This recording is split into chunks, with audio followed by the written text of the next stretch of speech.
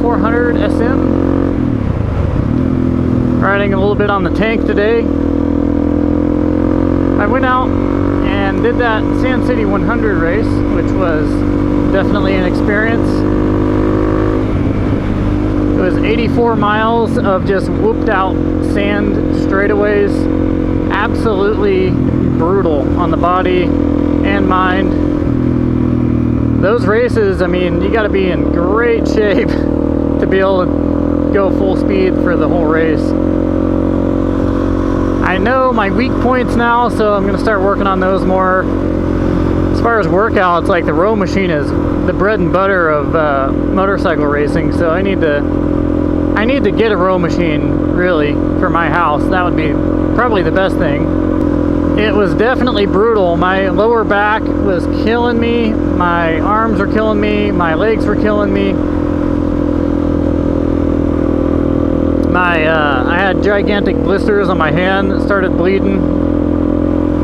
It's like the same level of fitness that's required to run a marathon, except for it's extremely violent and brutal throughout the whole thing. You have to be not only good as far as endurance, but you have to be strong because you have to muscle around your bike when you need to. I'm excited to do the next race. It's going to be fun. I've been looking at that CRF 250 RX, and I really want that bike. I'm always wanting a different bike, just because I love motorcycles. I love riding them, and that bike right now is probably the most appealing, just because it's like my CRF 250R, but it's everything that I need in a bike. It's got the fuel range that definitely works for me. Works for racing. It has the 18-inch rear wheel, more of a progressive clutch feel, and although it has close ratio 5-speed transmission, I've been seeing a lot of videos of that thing doing 70 plus miles per hour. So that goes from me not wanting to buy it, because a motocross bike like my CRF 250R only goes like 45 for a top speed. But if that thing does 70, that's a game changer. I really only need it to do about 60, 65. But yeah, I would love to have that new Honda.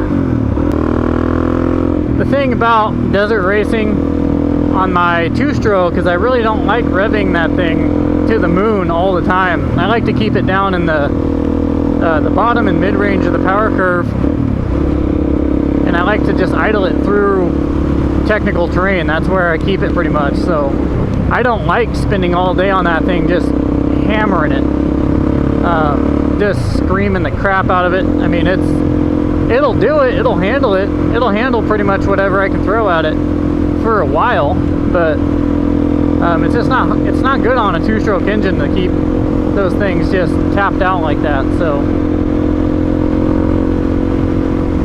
I would love to have a 4-stroke that's off-road competition worthy.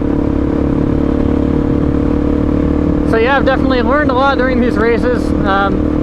It's unfortunate that I had things happen on the last 2 races, but you know, the first one I got the flat front tire. The second one, an unfortunate incident with gasoline. I stopped at a perfect angle to where I couldn't see my gas can sitting there. So in the future, I'll fix all that stuff. When it comes to off-road racing though, fitness is paramount. Man, it's definitely a big deal. So I'll be continually working on that for sure. I don't race to lose, so I definitely want to be in that first place spot, but I'd like to get in better shape, start getting that fitness figured out, start getting my diet and everything figured out. I can think of no better form of therapy than riding a motorcycle. It's definitely the best thing in my world, and I think it's healthy to have some kind of hobby or sport that you really care about, that you really have a passion for. And that's motorcycling for me. I just love it. You know, there's no downside to putting a lot of work and effort in to becoming a better rider, which is my goal this year, is to be putting work in to better my riding ability. And I think the main part of that is going to be fitness. I've done pretty well, but I need to do a lot better, because I know that halfway through an 80-mile race, my speed has decreased considerably. These action cameras they don't do the scenery justice, but that's the contrast I'm looking at here. Wow.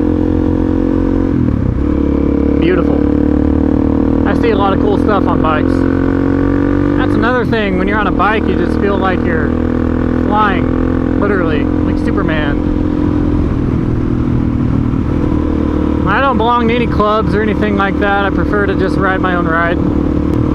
Even on the street, doesn't get any easier than this. You're not going to develop your skill doing this, but the level of enjoyment is where it's at. Just a nice, easy cruise. Throughout my life, I've had some obstacles happen when I'm on street bikes. It sure helped to have some dirt bike experience, because in dirt biking, everything's an obstacle. You're literally jumping through obstacles going 50 miles an hour. Which, by the way, the Sand City 100, I thought it was going to be like 90 miles per hour. I think the guy in first place was only doing like 40 or 50, so definitely not 90. So I think a bike that does 70 would be just about right, really. It's hard to gauge when you're looking at videos, and everything is such close proximity that it looks like they're going a lot faster than they are, but on a dirt bike, that's just kind of how it works. You know, you'd have to do 200 miles an hour on a street bike to get the same feeling. Yeah, top speeds are way less than I expected. I was going way, way slower than I expected, and on the video, you just can't see. I would like the videos to be able to show you guys the whoops and the chops that I'm hitting. It's not necessarily the whoops constantly, but it's also the choppiness, the little tiny whoops that are just jarring you up and down. You can't see that in the video. You just can't. You can look down my front fender and see the front fender bouncing around, but it's really hard to show you guys the depth of what I'm doing when you're just watching the video of it. But that's how it goes for everybody on these action cameras.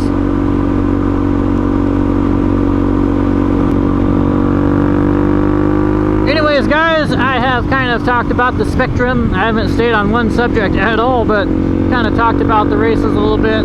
Bikes I would like to have, which that CRF 250 RX is number one on my list right now. It's a nice looking bike, and man, that's pretty much it. Just riding this tank around. I'm gonna do some training on this guy, so I'm gonna start training on this before I go to work, after I get off work, whenever I can. I'm gonna take this puppy out, train on it, because it's fat, heavy, low performance, and when I get on a light, thoroughbred, high performance bike, it should increase my ability to throw it around. So I need to do that. I need to increase my ability to throw that thing around for hours, not just minutes. So anyways, guys, I will catch you on the next ride. I'll see you later. His name is Racer Red. If he wasn't riding, he'd be in bed. He naps during the day. He rides his love in garage bays. Oh, he rides all night, full throttle all the time. Oh, he was born to ride. Red Racer, like, comment, and subscribe.